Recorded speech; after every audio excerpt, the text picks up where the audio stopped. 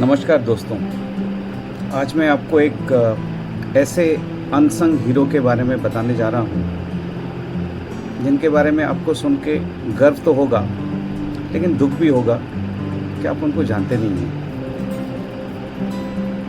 हम सब ने सुना है ध्यानचंद जी, जिन्होंने देश के लिए बहुत सारी गौरव गाथाएँ लिखी हैं।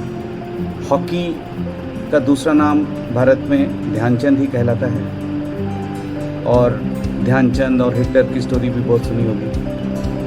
क्या हमने कभी ये सोचा है जिस टीम में ध्यानचंद खेलते थे उस टीम का कैप्टन कैसे होगा, वो कितना बड़ा खिलाड़ी होगा।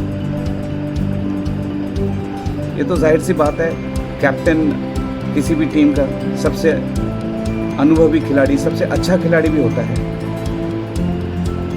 और मेरी आज की कहानी उसी कैप्टन की है और उस कैप्टन का नाम है जयपाल सिंह मुंडा। जी हाँ दोस्तों, ये भी हॉकी में ध्यानचंद की तरह उतने ही अच्छे खिलाड़ी थे जिन्होंने देश के लिए बहुत गौरव अर्जन किए, लेकिन उनके बारे में देश ने ज़्यादा कुछ लिखा और पढ़ा नहीं। दुख की बात है। 1928 का जो एम्स्टर्डम ओलंपिक्स था, उस गोल्ड विनिंग इंडियन टीम के कैप्टन थे जयपाल सिंह मुंडा। तब हम ब्रिटिश के अंडर में इंडिया को रिप्रेजेंट करते थे और टीम में कुछ गोरे लोग भी होते थे और ज़्यादातर इंडियन ओरिजिन के लोग होते थे, यानी कि हमारे स्किन। तो जैसे जैसे टूर्नामेंट प्रोग्रेस होता हुआ, जयपाल जी हमारे कैप्टन थे, लेकिन जब हम सेमीफाइनल में पहुँचे तो गोरों को लगा अरे हम तो अभी जीत जाएंगे, लेकिन अभी हमारा नाम आना चाहिए।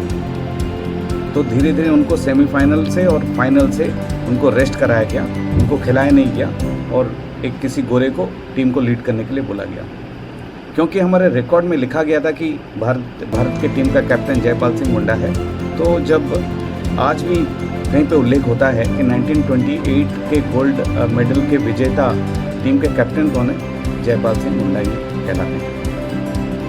खैर, ये तो रही उनके हॉकी के बारे में। लेकिन ये जब हॉकी में पहुंचे उससे पहले वो क्या कर रहे थे? उससे पहले वो इंडियन सिविल सर्विसेज में नौकरी कर रहे थे। वो ट्रेनिंग के लिए मसूरी गए थे, लेकिन फिर उन्होंने ब्रिटिश ऑफिसर ने तब कहा कि अभी नेशनल ड्यूटी में आपको जाना है, आपको ओलंपिक्स के लिए तैयार होना है, तो ये ट्रेनिंग छोड़िए, आप वहाँ पे जाइए।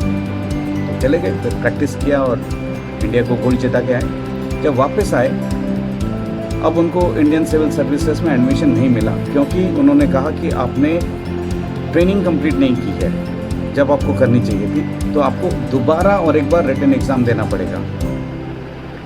तो जयपाल सिंह मुंडा बोले ये क्या मजाक है, मैं ऐसा नहीं करूँगा। और 1934 में उन्होंने रिज़ाइन कर दिया इंडियन सिविल सर्विसेज से। पूरे देश के नौजवानों का जो सपना होता है उसको उन्हें ठुकरा दिया, क्योंकि उनको अपनी काबिलियत पे कभी भी शक नहीं था। हॉकी प्लेयर तो थे ही अच्छे, लेकिन एक अच्छे एडमिनिस्ट्रेटर भी बनते, लेकिन उनके साथ ऐसा दुर्व्यवहार किया गया। खैर, अगर हम अपने कॉन्स्टिट्यूशन के बारे में बोलते हैं और भीमराव अंबेडकर का नाम लेते हैं, तो उनको सपोर्ट भी जयपाल सिंह मुंडा ने किया था। इसके बारे में किसी को नहीं पता। और जब उन्होंने देखा कि वो बिहार राज्य से थे, तब बिहार अनडिवाइडेड था, मीनिंग झारखंड नहीं बना था, और उन्होंने तब के राष्ट्रपति राजेंद्र बाबू को भी चिट्ठी लिखा था कि पढ़ाई लिखाई का जो माहौल है बहुत ही ख़राब है, कुछ करिए। लेकिन कुछ हुआ नहीं ज़्यादा। फिर उन्होंने अपना एक आदिवासी महासभा करके एक पॉलिटिकल पार्टी भी फ्लोट किया, और उसके बाद झारखंड पार्टी करके उन्होंने बिहार इलेक्शन में 1952 में 32 सीटें भी जीती। लेकिन फिर वो आदिवासी मूवमेंट आगे बढ़ा नहीं। लेकिन उन्होंने आदिवासियों की बात ज़रूर सबके समक्ष रखी, केवल झारखंड, उड़ीसा, बिहार की नहीं, बल्कि नागालैंड के आदिवासियों के बारे में भी बोला, और उनको भी बोला कि वो भी भारत के उतने ही नागरिक हैं जितने हर कोई या कोई भी हो सकता है। उनके लिए भी उन्होंने बहुत काम किया। आज अगर झारखंड एक अलग राज्य है, उसका श्रेय या उसकी जो पहली सोच है वो जयपाल सिंह मुंडा जी के होने चाहिए, लेकिन उसका कहीं पे कोई जिक्र नहीं है। तो मेरे इस कहानी को बताने का यही तात्पर्य है कि कृपया जयपाल सिंह मुंडा जी को आप पढ़ें, उनके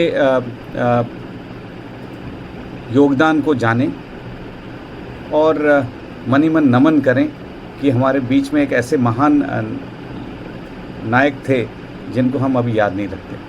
धन्यवाद।